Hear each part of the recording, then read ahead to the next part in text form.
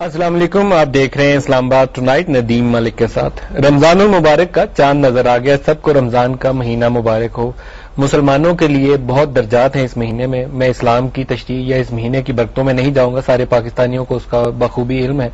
लेकिन पाकिस्तान जिन हालात कर रहा है, शायद इस महीने में उन हालात के लिए और उनसे निजात के लिए और उसमें बेहतरी के लिए, पाकिस्तान में अमन के लिए दुआएं मांगने के लिए अल्लाह ताला ने शायद इससे बेहतर वक्त हमें और कोई नहीं दिया। आज से ही, अभी से ही उसका आगाज कर देना चाहिए।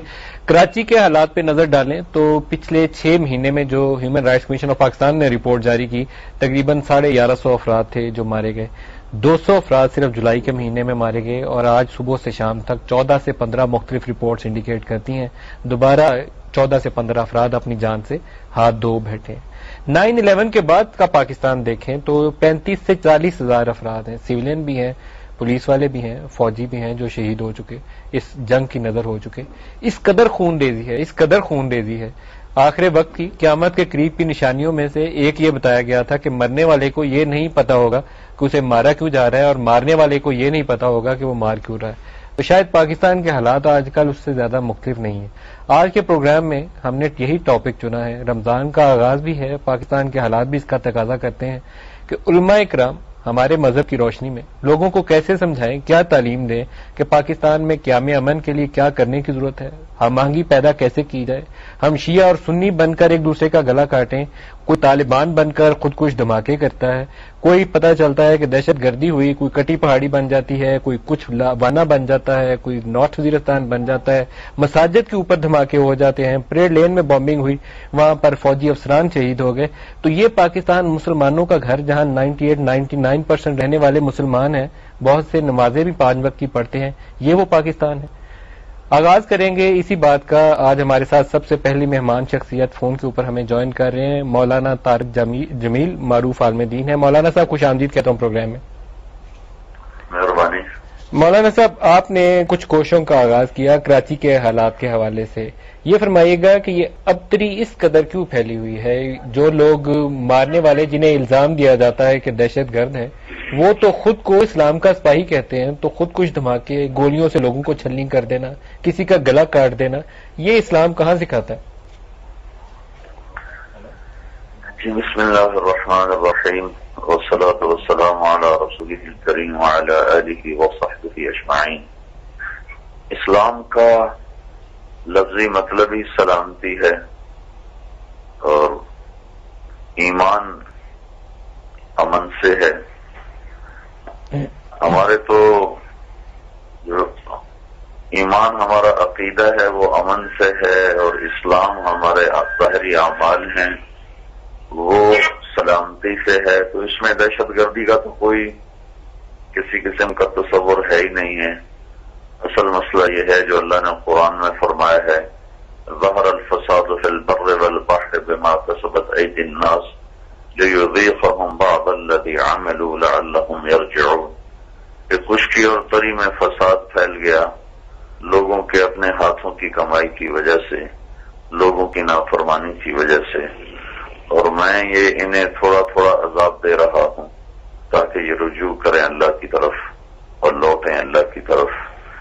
इसका जो बुनियादी सबब है वो तो मेरे आपकी नाफरमानी है, क्योंकि मिन हैसल कौम इज्तिमाई तौर पर तमाम तबकात में नाफरमानी की जड़ें गहरी हो चुकी हैं। तो जब तक वो उनसे इज्तिमाई तौबा नहीं की जाएगी कोई शक्ल नजर नहीं आती कि खैर की तरफ हालात बढ़ता था। मौलाना तारिक जमील साहब, उलमा इकराम का जो रोल है इस हमारे इलाके में, तो इस्लाम की तरवीज में ही उनका बड़ा बुनियादी रोल रहा हमेशा से। ये फरमाइएगा कि मज़ारों के ऊपर भी खुद कुछ धमाके हो जाते हैं, मसाजिद के ऊपर भी खुद कुछ धमाके हो जाते हैं, क्या यहाँ एक आलिम का, उलमा इकराम का रोल नहीं बनता कि वाज़ेह किस्म का क्लियर मैसेज दें, एक फतवा जारी करें जिससे बयान हो जाए और ये इबहाम दूर हो जाए आइंदा के लिए कि खुद कुछ हमले इस्लाम में हराम है, उनकी कोई गुंजाइश हमारे मजहब में है ही नहीं? क्या कहते हैं इसके ऊपर आप? नहीं, इसके बारे में तो उलमा के वाज़ेह बयानात मौजूद हैं, सारे मुफ्ती हजरात ने इसके बारे में। आप क्या कहते हैं इसके ऊपर? मैं भी इसको गलत कहता हूँ। बेगुनाह इंसान का कत्ल तो सारी कायनात का कत्ल है। पाकिस्तान में जो खुद कुछ धमाके हैं, आप इन्हें हराम समझते हैं? جی بالکل ناجائز ہے، بالکل ناجائز ہے. تو اس کے لیے کچھ کیمپین، منظم طریقے سے کیمپین چلانے کی ضرورت نہیں ہے تاکہ یہ میسج وہاں تک پہنچے جہاں کچھ بچوں کو گمراہ کیا جاتا ہے یا کچھ لوگوں کو گمراہ کر رہے ہیں؟ تو میں تو سمجھتا ہوں اس کے لیے قوم کو اجتماعی توبہ کی ضرورت ہے. توبہ کے ساتھ ہمیں کچھ شاید عملی اقدامات بھی کرنے ہوں، جیسے آپ نے کیا کراچی میں 9-0 آپ تشریف لے کر گئے، کچھ دوسرے سیاسی جو گروپس ہیں ان سے بھی آپ نے ملاقاتیں کی.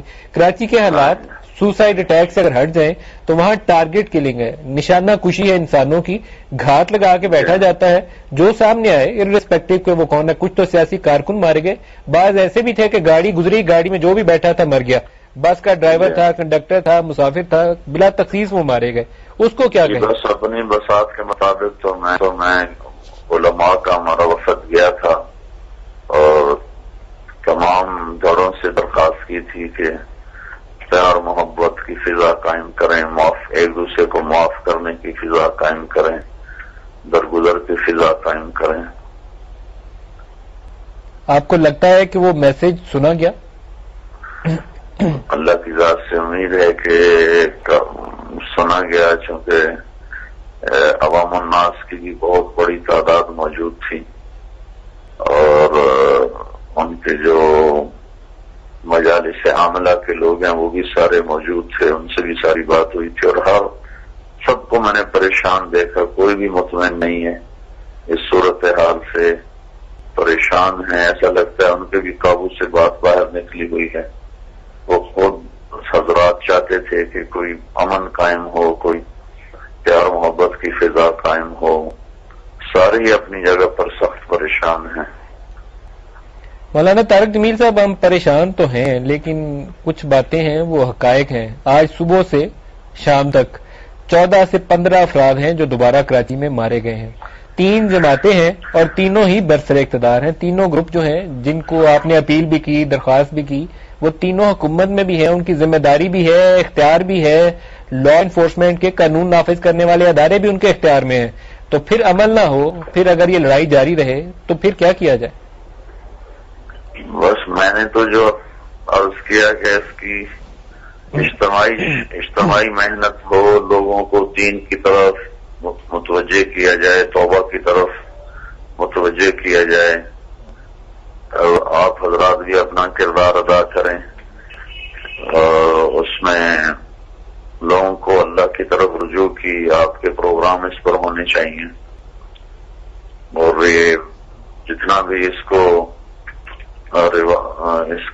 رواج دیں گے اور اس کی بات چلائیں گے تو انشاءاللہ العزیز جتنا لوگ توبہ کریں گے اللہ پاک کی طرف سے اتنا خیر کی شکلیں وجود میں آئیں گی.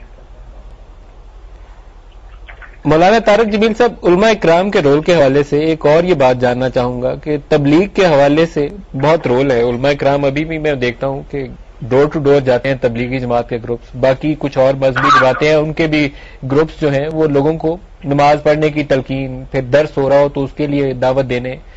میں یہ سوال آپ سے کرنا چاہتا ہوں کہ ایک آپ نے کوشش کی کراچی میں، کیا یہ کوشش ہر گلی، ہر محلے اور ہر اس جگہ پہ نہیں پہنچنی چاہیے جو اس دہشت گردی کا، اس خلفشار کا شکار ہے، جہاں لوگ پریشان ہیں، امن سکون چاہتے ہیں لیکن انہیں راستہ دکھانے والا کوئی نہیں؟ ہر جگہ پر کوشش ہو رہی ہے اور مستقل ہو رہی ہے، اور اب جتنی جس کی بساط ہوتی ہے اس کے مطابق ہی کرتا ہے. تو ہم تو تبلیغ کا کام پیغام محبت کو پھیلانا ہے اور ڈور ٹو ڈور جا کر لوگوں سے بات کرنا ہے، وہ تو ہم کر رہے ہیں. ہزاروں اللہ کے فضل سے جماعتیں پھر رہی ہیں، لوگوں کو پیار محبت سے اللہ کے قریب کرنے کی کوشش کر رہی ہیں. لیکن یہ چند ہزار کا کام نہیں، یہ تمام طبقات امت کا کام ہے کہ وہ اللہ کی طرف رجوع کرے، اللہ کو اپنا راضی کرنے والی کوئی عملی زندگی اختیار کرے. اور محبت کے پیغام، اللہ کے رسول نے فرمایا اسلام کا سب سے مضبوط عمل کیا ہے؟ تو صحابہ نے عرض کی جہاد، تو آپ نے فرمایا نہیں. تو صحابہ نے عرض کیا نماز، تو آپ نے فرمایا نہیں. تو صحابہ نے عرض کیا حج، تو آپ نے فرمایا نہیں. پھر صحابہ نے عرض کیا روزہ، تو آپ نے فرمایا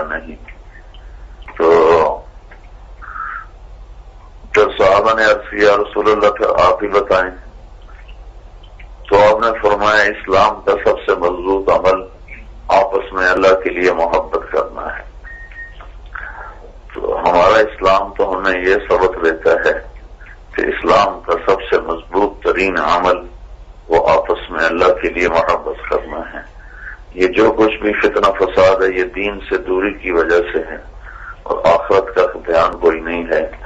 اللہ تعالی نے سب سے شدید سزا جو رکھی ہے آخرت میں، آخرت کھڑے کھوٹے کو الگ کرنے کی جگہ ہے، تو سب سے خوفناک سزا دو طبقات کے لیے ہیں، ایک سود کھانے والے اور ایک ناحق قتل کرنے والے. ان دونوں کے لیے سب سے خوفناک سزا اللہ تعالیٰ نے تجویز فرمائی ہے کہ بڑا سے بڑے مجرم بھی اتنی سزا نہیں پائیں گے جتنا سود کھانے والا اور جتنا قتل ناحق کرنے والا سزا پانے والا ہے. تو یہ احساس لوگوں میں بیدار کیا جائے. یہ ان کو اس کا، آپ لوگوں کے پاس میڈیا کی طاقت ہے، آپ لوگ فضول پروگرام چلاتے رہتے ہیں اور یہ ذہن سازی کا کام جو اگر میڈیا کرے تو بڑی تیزی سے یہ ذہن بن سکتا ہے اللہ کے فضل و کرم سے. مولانا طارق جمیل صاحب، ایک چیز اور جاننا چاہوں گا کہ حقوق العباد، یہ جو بھی آپ نے اصول بیان کیا کہ ایک سود کھانے والا اور ایک ناحق قتل کرنے والا، یہ سب سے بڑے جرم شمار ہوں گے. ہم حقوق اللہ کے حوالے سے بہت تبلیغ دیکھتے ہیں، علماء کے بیانات بھی دیکھتے ہیں، لیکن حقوق العباد جو ہیں جس کی طرف ابھی آپ نے اشارہ بھی کیا، حقوق العباد کے لیے لوگوں کو تھوڑی سی وضاحت سے سمجھانے کی ضرورت نہیں ہے؟ ہمسائے کا، محلے میں رہنے والے کا، عزیز و اقارب کا، ماں باپ کا، بہن بھائی کا، اس کا کیا حق ہے؟ جو لوگ ہمارے ساتھ اس دنیا میں زندہ ہیں، ہر ایک کے ایک دوسرے کے اوپر حقوق ہیں. شاید اس کے اوپر کچھ زیادہ تبلیغ اور درس دینے کی لوگوں کو ضرورت ہے. بالکل بجا فرمایا. میں آپ کے ساتھ ہوں. میں بہت زیادہ اس پر بات کرتا ہوں اپنے بیانات میں. اب تھوڑا سا وضاحت فرمائیں، اگر حقوق العباد اور حقوق اللہ دونوں کا آپس میں موازنہ کرنا ہو تو آپ کیا کہیں گے؟ موازنہ تو یہ تو دو متوازی چیزیں ہیں. موازنہ تو متقابل چیزوں میں کیا جاتا ہے. درست ہے. اللہ نے اپنا حق بھی رکھا ہے اور وہ بڑا مختصر ہے. چند عبادات ہیں، کلمہ ہے، نماز ہے، روزہ ہے، حج ہے، زکوٰۃ ہے. باقی تو سارے حقوق العباد ہیں. خبر باقی تو سب حقوق العباد ہیں اور اس کی کچہری بہت سنگین ہے.